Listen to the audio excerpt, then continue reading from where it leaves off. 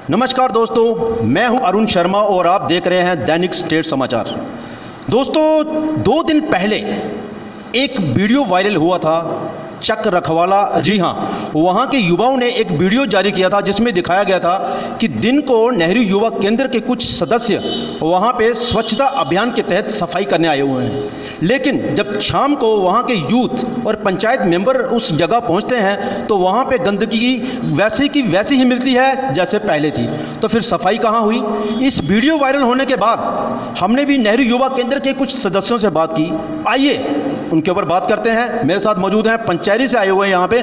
पहले तो ये अपना नाम और डेजिग्नेशन बताएंगे, फिर कि इनकी क्या समस्या है उसको उजागर करेंगे। जी, आपका स्वागत है दैनिक स्टेट समाचार में। नमस्कार, मेरा नाम है लविश खजूरिया।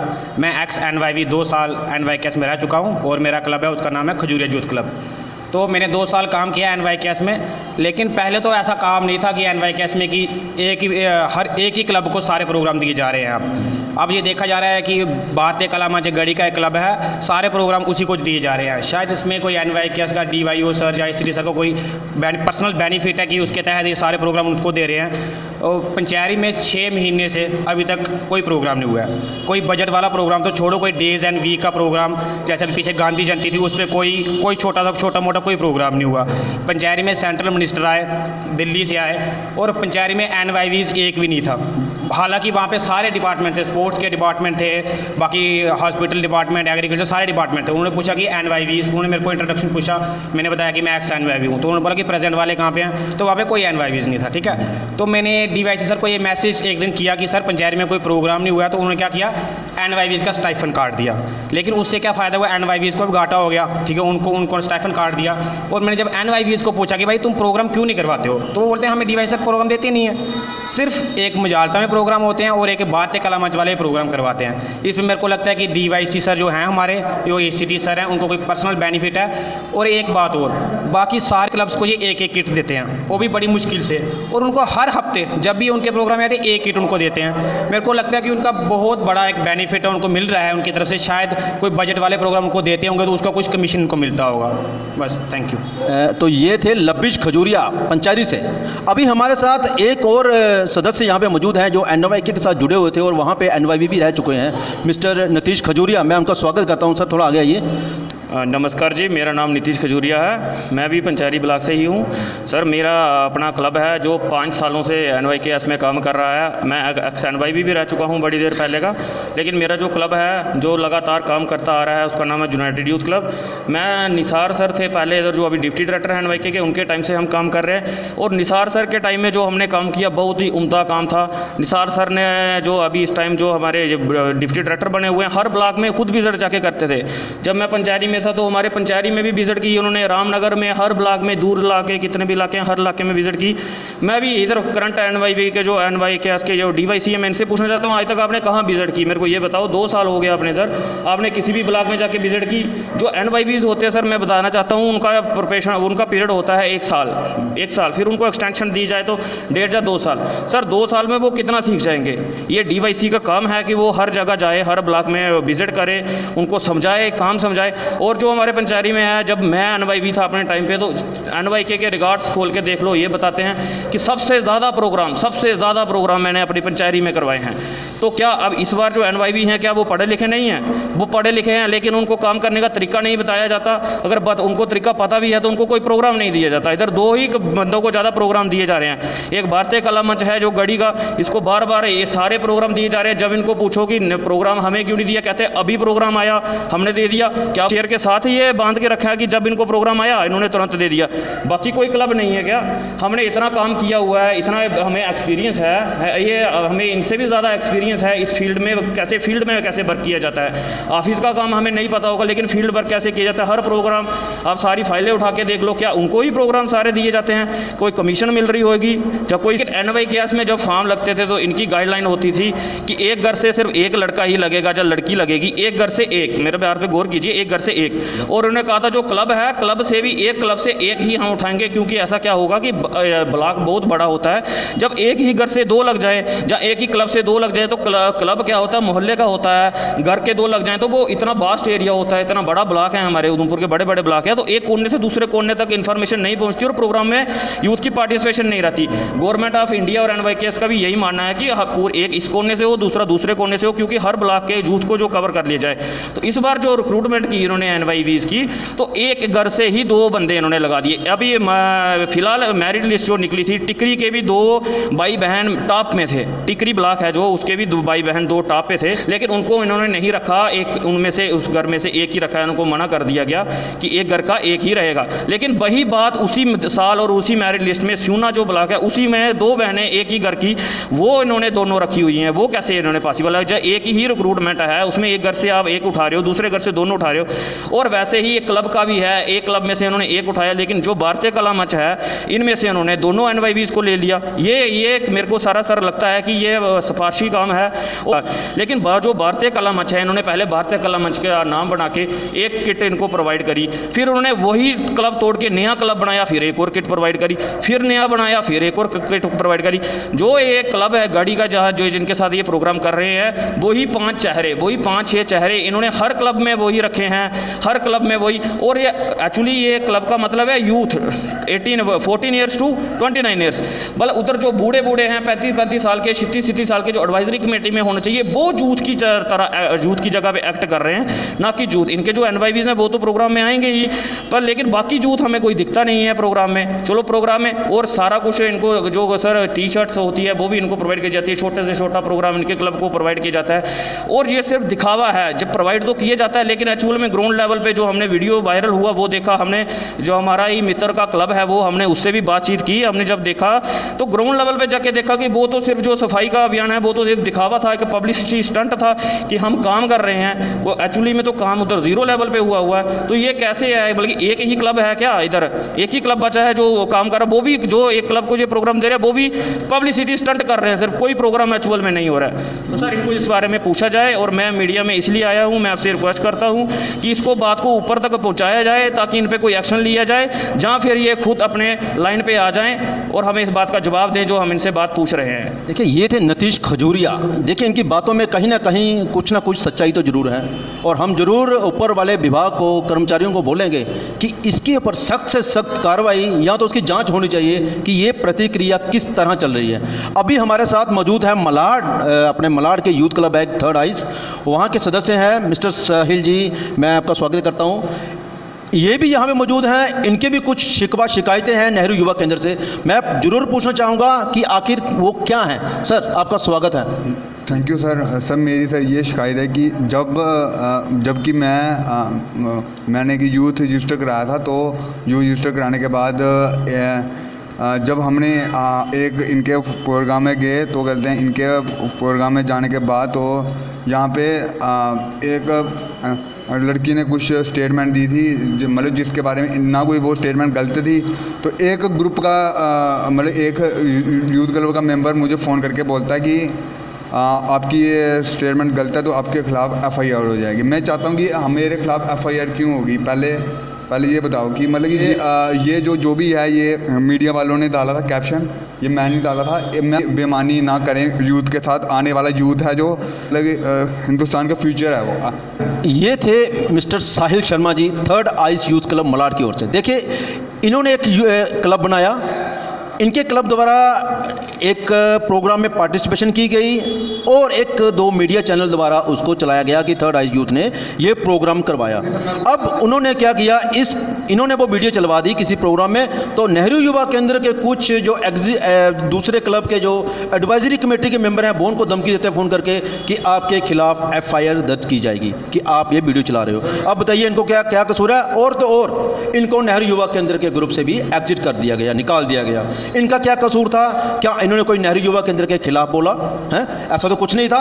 अब मैं अगर नीतीश जी यहाँ पे कुछ और भी बोलना चाहते हैं, क्योंकि काफ़ी उबाल है युवाओं के अंदर, क्योंकि युवाओं का क्लब होता है और युवाओं को मौका नहीं मिल रहा है, तो हम जरूर इनकी और बात सुनेंगे। नीतीश जी, मेरे मित्र जो कहना चाहते थे या अपने स्पष्ट तरह से कह नहीं पाए, जहाँ इनके मन में थोड़ा विचार का झिझक थी, तो मैं इनके भी विचार द्वारा जो सुन के मेरे को अपनी भी बात याद आ गई। सर, इनका जो कहना था आपको अच्छा पूरा तरह समझ नहीं आया होगा, इन्होंने मेरे को बैठ के पूरी बात समझाई है। इनका जो कहना था कि इन्होंने 2 अक्टूबर को स्वच्छता भारत अभियान में, गांधी जयंती पर स्वच्छता भारत अभियान पे जो मोदी जी ने हमारी स्कीम चलाई है स्वच्छता भारत अभियान, उसमें इन्होंने पार्टिसिपेशन की और क्लब के द्वारा, मीडिया के द्वारा इनका इंटरव्यू लिया गया। इनसे पूछा गया कि भाई आप 2 अक्टूबर के दिन आपने आज क्या किया, तो इन्होंने कहा कि हमारा जो क्लब है, क्लब का नाम लिया और उन्होंने कहा कि हमारी तरफ से, इनके जो वाइस प्रेसिडेंट है उनकी तरफ से बताया गया, इंटरव्यू दिया गया कि हमारी तरफ से आज स्वच्छता भारत अभियान चलाया गया।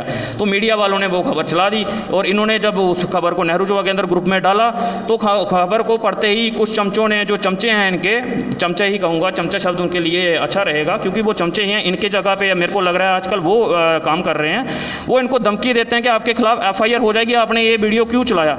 सर, स्वच्छता भारत अभियान को प्रमोट करने के लिए अगर इन्होंने मीडिया में ये खबर दी है तो ना उसमें कोई गालियाँ दी हैं, ना कोई एंटी नेशनल स्लोगन है, उसमें क्या है, स्वच्छता भारत अभियान के में जो स्टेप्स लिए जाते हैं कि हमें सफाई से रखनी चाहिए जिससे कोरोना दूर होगा, ये एक अच्छा व्यू है जो दर्शकों को दिखेगा, लोगों को दिखेगा और उनको लगेगा कि जंग यूथ है वो अगर स्वच्छता कर रहा है तो हमें भी करनी चाहिए। इसमें कोई गलत मैसेज नहीं था, तो FIR वाली बात इन पे क्यों चलाई गई, ये मैं NYKS से पूछना चाहता हूँ। और FIR वाली बात सर इनसे ही नहीं, हर बंदे से FIR वाली बात कही जाती है। जैसे चक में इनके चमचों ने प्रोग्राम किया, जब जो प्रोग्राम करने गए, ना ही वहाँ के कोई जो लोकल यूथ क्लब है उसको इन्वॉल्व किया गया, ना ही वहाँ के सरपंच पंचों को इन्वॉल्व किया गया और वहाँ जाके पब्लिसिटी स्टंट किया गया, ना कि सफाई की गई। बाद में यूथ क्लब ने शाम को जब वो सारी इनकी पोल खोल वीडियो बना के वायरल की तो तब इनको पता लगा, तब जैसे ही इनकी पोल खोल वीडियो वायरल हुई तो इनके ही ऑफिस से उनको फ़ोन किया जाता है, उनका जो यूथ क्लब का जो वो है प्रेसिडेंट है उसको फ़ोन किया जाता है, यूथ क्लब इंचार्ज को, और कहा जाता है कि इस वीडियो को रोक दो नहीं तो आप पे FIR लग जाएगी। क्या मैं पूछना चाहता हूँ, क्या हमारा भारत डेमोक्रेटिक कंट्री नहीं है क्या, जहाँ कोई तानाशाही है? क्या हम गवर्नमेंट जो गलत काम कर रहे हैं एम्प्लॉयज़, क्या उनके खिलाफ बोलना गलत है? FIR कैसे लग जाएगा? अगर तो सफाई हुई ही नहीं है तो वहाँ का यूथ, वहाँ के सरपंच पंच तो बोलेंगे ना, उनको कहा जाता है कि ये वीडियो रोक लो आपके FIR लग जाएगी। ये दूसरे साथ कदम से कदम मिलाकर चलें, ना कि सिफारशी काम और ना ही अपने चमचों के कहने पे चलें। मैं आज फिर इधर शेर की तरह आपको एक वार्निंग दे रहा हूँ कि आज के बाद अगर कहीं भी मेरे उधमपुर डिस्ट्रिक्ट में, मैं अपनी उधमपुर डिस्ट्रिक्ट की बात कर रहा हूँ, उधमपुर डिस्ट्रिक्ट में किसी भी यूथ के साथ अगर गलत हुआ, जब किसी भी यूथ को आपने दबाने की कोशिश की तो हम सारा यूथ आके आपके जो ये ऑफिस है इसके बाहर धरना दे देंगे। थे नीतीश खजूरिया जी, देखिए काफ़ी जोश है, काफ़ी गुस्सा है इनके अंदर। मैं सुदेश सुल्तानपुरी, गढ़ी उधमपुर से। हमारा एक क्लब है पलटेयार नेहरू यूथ क्लब। लगभग 25-30 सालों से हम लोग सोशल काम करते आ रहे हैं। उधमपुर की बात करूं तो एक प्लेटफॉर्म है हमारे लिए नेहरू युवा केंद्र। नए नए युवा आते हैं, युवतियां आती हैं और बहुत कुछ सीखने को मिलता है, आगे आने का अवसर मिलता है। और मैं जहाँ तक कह दूँ कि आज तक जितने भी हमारे डिस्ट्रिक्ट यूथ कोऑर्डिनेटर्स रहे हैं, बहुत ही अच्छा काम इन्होंने किया है और करते आ रहे हैं। अब भी जो हमारे साथ डिस्ट्रिक्ट यूथ कोऑर्डिनेटर कुछ महीने पहले ही आए, अच्छा काम कर रहे हैं, लेकिन कुछ कंप्लेंट्स भी देखने को मिली है युवाओं की कि मतलब जो हमारे पुराने क्लब हैं, जो ऑलरेडी 20-20 सालों से जुड़े हैं, उन्हें कुछ इग्नोर किया जा रहा है, उनकी बातें नहीं सुनी जा रही, उन्हें कोई भी प्रोग्राम इस वक्त नहीं मिल रहा है। ये थोड़ा सा हमें अफसोस भी लग रहा है। और बहुत सारी बातें हैं। हम चाहते हैं कि जितने भी युवा NYK के साथ जुड़े हैं उनको पूरा गाइडलाइन किया जाए और अच्छे तरीके से उनको अवसर दिया जाए और नए नए प्रोग्राम हर किसी क्लब को देने का कष्ट करें। Thank you. नेहरू युवा केंद्र के जो यहाँ पे ऑफिसर हैं उनकी भी बात सुनेंगे, क्योंकि जो उनके ऊपर आरोप यहाँ पे लगे हुए हैं हम उनसे जरूर इस बात के लेकर सफाई पूछेंगे कि आखिर कितनी सच्चाई है और क्या वो युवाओं के साथ है या फिर वही जैसे ये कह रहे हैं कि सिफारशी काम के साथ। अभी हम नेहरू युवा केंद्र में बैठे हुए हैं और यहाँ के डिस्ट्रिक्ट यूथ कोऑर्डिनेटर खुशहाल गुप्ता जी से इन सवालों के जवाब मांगेंगे, पूछेंगे। तो आइए बात करते हैं खुशहाल गुप्ता जी से। सर नमस्कार, आपका स्वागत है दैनिक स्टेट समाचार में। जी धन्यवाद। अच्छा सर, बात यह है कि एक तो पिछले दिनों 2 दिन पहले चक रखवाला में आपके नेहरू युवा केंद्र द्वारा एक स्वच्छता अभियान के तहत कार्यक्रम चलाया गया था दिन को, पर वहाँ के स्थानीय युवकों का आरोप है कि वहाँ पे ना तो उनके यूथ क्लब को इनवाइट किया गया और ना ही वहाँ के पंचों सरपंचों को, जबकि किसी दूसरे गांव का सरपंच वहाँ पे मौजूद था और दूसरे गांव के ही वहाँ पे यूथ मौजूद थे। और तो और वहाँ पे सफाई भी नहीं हुई है और वीडियो में उन्होंने उस गंदगी को दिखाया हुआ है। उसके बारे में पूछना चाहेंगे कि कितना सच है और अगर ये सच है तो आपने क्या एक्शन लिया है? जी देखिए, हाँ वो एक वीडियो वायरल हुआ था। उसके लिए मैं ये कहना चाहता हूँ कि जो क्लीन इंडिया कैंपेन अभी पूरे भारत में चल रही है, वो सिर्फ नेहरू युवा केंद्र की क्लीन इंडिया कैंपेन नहीं है। उसमें एक कैलेंडर बनाया गया है ministry of youth affairs and sports की तरफ से। वो कैलेंडर सभी डिस्ट्रिक्ट्स को इशू हो चुका है। तो वो जिस दिन वो प्रोग्राम ऑर्गेनाइज किया गया था उस दिन रेलवे ऑफिशियल्स के साथ जो है वो हर एक जगह पे रेलवे ऑफिशियल्स के साथ ही वो प्रोग्राम ऑर्गेनाइज करवाया जाना था। तो उसमें हमारे सभी यूथ क्लब्स जो हैं या सभी डिपार्टमेंट्स हैं, उनको इस चीज़ की डायरेक्शंस थी कि इस तरह की क्लीननेस कैंपेन जो है वो ऑर्गेनाइज करवाए जाएं। तो उसमें हमारा एक यूथ क्लब था, शायद वो जॉइनिंग विलेज का था। उन्होंने वहाँ पे जाके, चूँकि वो करवाना भी रेलवे ऑफिशियल्स के साथ ही था, तो वहाँ पे जहाँ पे उनको रेलवे स्टेशन जो नियरेस्ट था वहाँ पे जहाँ पे उनके था, वहाँ पे जाके उन्होंने प्रोग्राम ऑर्गेनाइज करवाया। और वहाँ पे उस जो मैंने देखा, वहाँ पे जो वहाँ के स्टेशन के सुपरिटेंडेंट थे वो भी उस प्रोग्राम में उनके साथ शामिल हुए और उन्होंने बहुत ही प्रेज भी की नेहरू युवा केंद्र की कि वो उन्होंने रेलवे स्टेशन पे आके इस तरह की कैंपेन चलाई है। अब अगर वीडियो की बात करें तो उसके बारे में मैं कुछ ज़्यादा नहीं जानता, बट उसमें ऐसा है कि अगर एक स्पेसिफिक प्लेस पे कोई क्लीननेस कैंपेन चलाई जा रही है तो उसके एडजाइनिंग बहुत से एरियाज़ ऐसे होते हैं, क्योंकि पॉसिबल नहीं है कि एक 50 किलोमीटर ट्रैक पे या 40 किलोमीटर ट्रैक पे पूरे पे एक कैंपेन जो है वो एक स्पेसिफिक यूथ क्लब करवाएगा। तो इसके लिए मैं ये कहना चाहूँगा कि अगर कोई यूथ क्लब जो हैं जिन्होंने वो उस तरह की वीडियो क्लिप बनाई, उनसे यही आग्रह करूँगा कि अगर NYK का यूथ क्लब वहाँ तक नहीं पहुँच पाया तो वो पर्सनल लेवल पे वो एक इनिशिएटिव लेके उस जगह पे वो क्लीन इंडिया कैंपेन चलाएं। तो वो पर्सनली उनको इनिशिएटिव लेना चाहिए और इस तरह की वीडियोज़ बनाने से ज़्यादा ये अच्छा रहेगा कि वो खुद वहाँ पर इस तरह का स्वच्छता अभियान चलाएँ और कोई ना कोई हमें उससे ज़्यादा मैं सोचता हूँ कि उससे ज़्यादा हमें आउटपुट मिलेगा। वहीं अगर बात करें पंचायती एरिया की, तो वहाँ पे पिछले 7 महीनों से नेहरू युवा केंद्र की ओर से कोई भी कार्यक्रम नहीं करवाया गया। वहाँ पे यूथ क्लब भी हैं, वहाँ पे इनके वॉलंटियर्स भी हैं, फिर ऐसा क्यों सर? देखिए, ऐसा नहीं है। पंचायती ब्लॉक में भी अगर हम देखें तो कोविड-19 की अगर हम बात करें, टीका उत्सव बहुत ही अच्छे से मनाया गया। हमारे जो वहाँ पे वॉलंटियर्स हैं उन्होंने डोर टू डोर कैंपेन की और बहुत से लोगों को अवेयरनेस किया। अगर वैक्सीनेशन की बात करें तो उन वॉलंटियर्स ने वहाँ पे वैक्सीनेशन के लिए डोर टू डोर कैंपेन करके लोगों को अवेयर किया, जिसके आउटपुट में बहुत से लोगों ने वहाँ पर वैक्सीनेशन भी करवाई। उसके बाद अगर हम स्वच्छता की बात करें, हमारी कोऑर्डिनेशन एक्टिविटीज़ हैं, तो वहाँ के वॉलंटियर्स बहुत ही अच्छी तरह से इस तरह की एक्टिविटीज़ भी करवा रहे हैं। और ख़ास तौर पर वहाँ के जो युवा मंडल हैं, हमारी जो स्पोर्ट्स की किट्स हैं, वो वहाँ के बहुत से यूथ क्लब्स ने पंचायती में उन्होंने उसका बेनिफिट उठाया। तो वो लोग भी टाइम टू टाइम जिस तरह किसी पंचायत घर है या सरपंची से भी वहाँ पे हमारी बात होती रहती है, तो वो हमें बताते हैं कि वहाँ के जो इस तरह की जो स्पोर्ट्स किट हैं उसका बेनिफिट बच्चे ले रहे हैं और वो अपने प्ले ग्राउंड्स में वो उनको रेगुलर खेलते रहते हैं और फिटनेस एक्टिविटीज़ में पार्टिसिपेट भी करते हैं। अच्छा खुशहाल जी, हमारे यहाँ पे उधमपुर में एक पिछले 20-30 साल से क्लब चल रहा है पलत्यार नेहरू यूथ क्लब। उनके जो प्रेसिडेंट हैं मिस्टर सुदेश सुल्तानपुरी, उन्हें नेशनल यूथ अवार्ड भी मिला है भारत सरकार द्वारा। उनका ये आरोप है कि उन पिछले दिनों जब नेहरू युवा केंद्र में NYV के वॉलंटियर्स को लगाया गया, इंटरव्यूज़ हुए, उनकी ओर से भी, उनके क्लब की ओर से भी एक वॉलंटियर्स ने यहाँ पे अप्लाई किया था, फाइल भी जमा करवाई थी और क्लब की ओर से एक रिकमेंडेशन लेटर भी लगा था और उसके साथ वो नेशनल सर्टिफिकेट भी थे। इसके बावजूद भी उसको इंटरव्यू कॉल नहीं आई। सिलेक्शन की बात तो दूर है, कह रहे हैं कि इंटरव्यू कॉल नहीं आई और इस तरह का वाकया उनके साथ जीवन में पहली बार हुआ है। इससे पहले वो निसार सर हो गए या और भी DYC रह चुके हैं, तो इस तरह का वाकया आज तक नहीं आया जो आपके समय में आया है। ऐसा क्यों सर? इंटरव्यू कॉल क्यों नहीं किए? देखिए एनवाईवी जो सिलेक्शन प्रोसेस है वो हमारा जो हर साल जो एनवाईवी सिलेक्शन प्रोसेस रहता है वो under the chairmanship of deputy commissioner होता है, जिसमें एक कमेटी फार्मूलेट होती है और वो कमेटी ही पूरी सभी कैंडिडेट्स की जो सिलेक्शन प्रोसेस है उसको सरअंजाम देती है। तो बहुत से कैंडिडेट्स अप्लाई भी करते हैं और इस साल भी लगभग 1100 से ज़्यादा कैंडिडेट्स ने अप्लाई किया था एनवाईवी की वॉलंटियर की पोस्ट के लिए।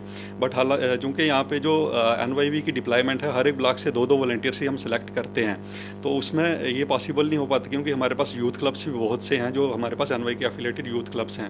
तो ये तो अगर एक पार्टिकुलर की सिलेक्शन नहीं हुई तो वो ऐसा ही हो सकता है कि शायद वो मेरिट लिस्ट में नहीं फॉल कर रहा होगा तो इसलिए उसको कॉल नहीं गई होगी।